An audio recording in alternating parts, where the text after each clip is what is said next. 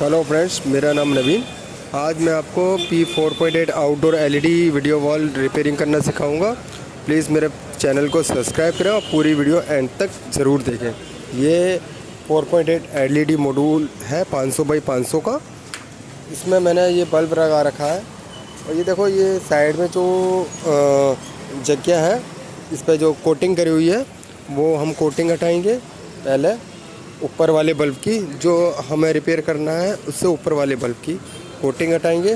Coating हटाने के बाद उस पर अपने पेस्ट और शोल्डर वायर लेके उसमें शोल्ड करेंगे।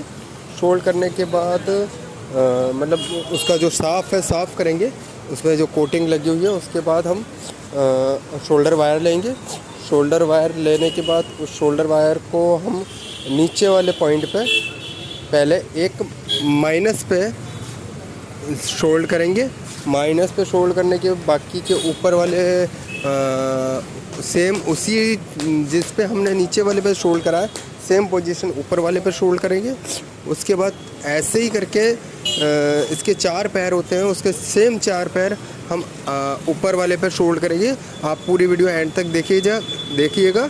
आपको पूरी वीडियो ध्यान से देखिएगा, आपको पूरा समझ में आ जाएगा कि कैसे हम 4.8 आउटडोर रिपेयर करते हैं। Thank you.